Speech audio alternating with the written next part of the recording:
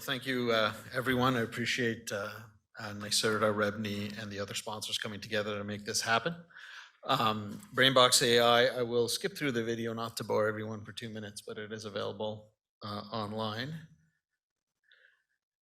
So what our problem set at Brainbox was basically looking at the real estate industry and looking specifically at its biggest energy consuming category, so HVAC systems, and seeing a category that is just large by any scale in terms of energy consumption. And for the in most cases, you're looking at buildings with a BMS that's operating in real time, typically set up rule-based and reactive, generating all this data, and maybe not so for the most modern buildings we might be surrounded here by in New York, but for the vast majority of buildings, that data is being created, stored on the local BMS, and then when it runs out of space, being deleted and thrown away.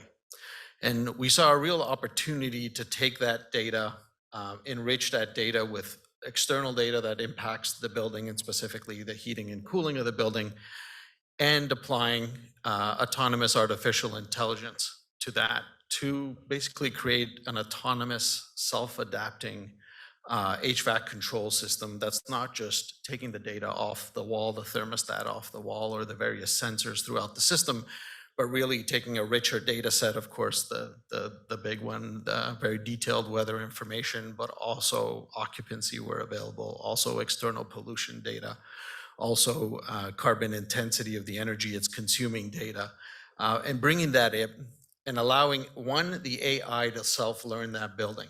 And that's really solving one of the scale issues with optimization solutions. Is every building is unique, every system is unique. If we're gonna rely on people going to the building to assess it and optimize it, we just won't be able to scale at the pace that we need to. And so really having that one autonomous AI self-learning, that individual building, literally getting down to creating on a zone by zone or room by room basis, developing the ability to forecast what's going to happen in that room from a thermal perspective for the next 6 hours, the relevant HVAC period, with over 99% accuracy. So you literally have a system today that is reacting to an event that has already happened and to deal with a room too hot and too cold.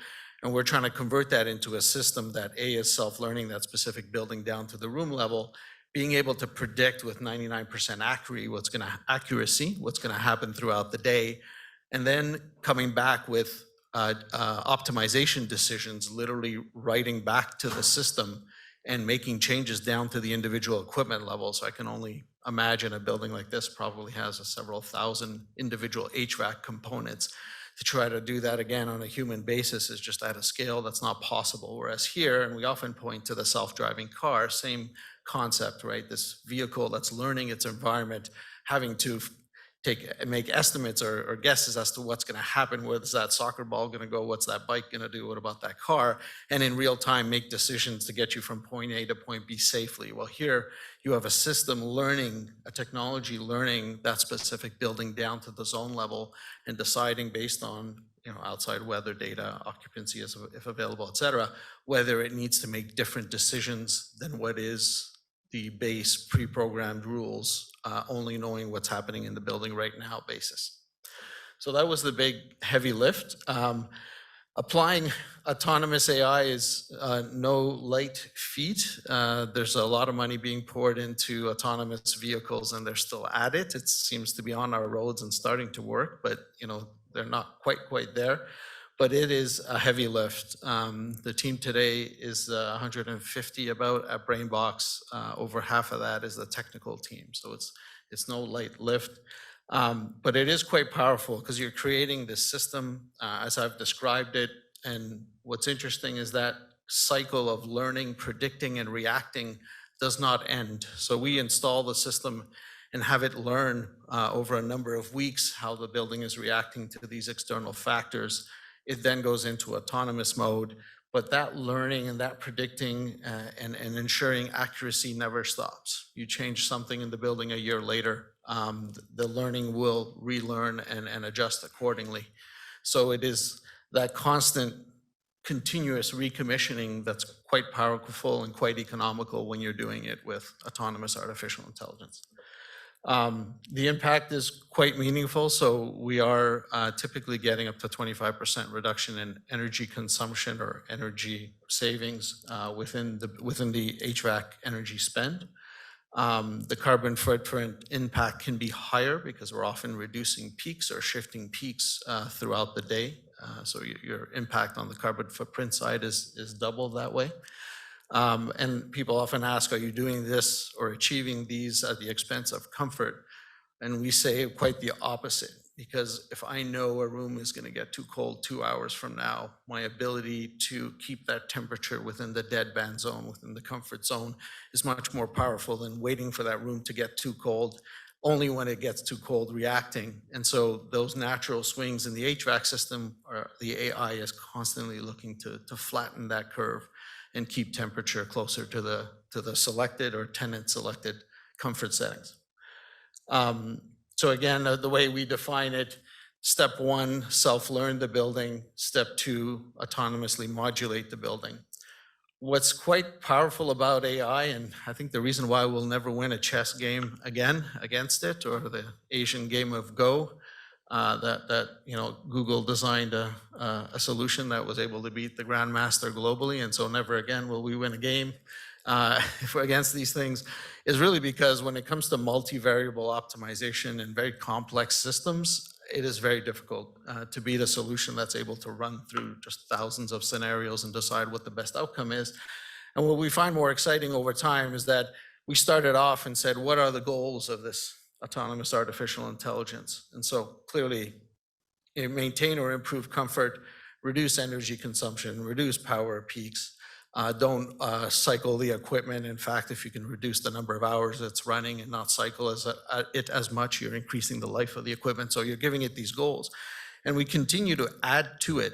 So today we have a partnership with Wattime to allow us to modulate the building based on the carbon intensity of the electricity you're using at that moment in time. I'll get back to that in a sec. But it's quite powerful in that this multivariable optimization, you could just keep adding to it and allow the system to make the trade-offs, never comfort, but the trade-offs versus GHG emissions, costs, et cetera. When we set out on this journey, the scalability of the technology was one of the prime directives here.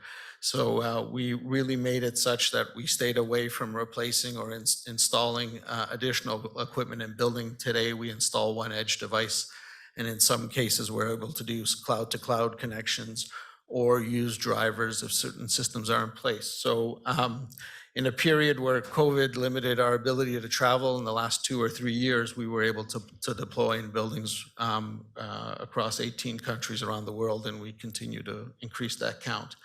But the team, our mission is saving the planet with AI. The team is young, is very driven by that mission. And we always say if we can't get it out of the lab and it's stuck in the lab, we're just not making an impact. So this is our way of showing impact, and not just the geographic reach, but also the building type and size reach as well. So oftentimes, I think traditional optimization services are looking for that big building because they want that big utility spend so that the way the economics of the work makes sense. What's powerful about using autonomous AI is the fact that you can really reach the multi-million square foot shopping mall or office complex, but all the way down to retail stores that are 5,000, 10,000 square feet each. And we are doing that range of building types. That works because of the autonomous nature of the technology. Okay? Thanks. We're good? Thank you.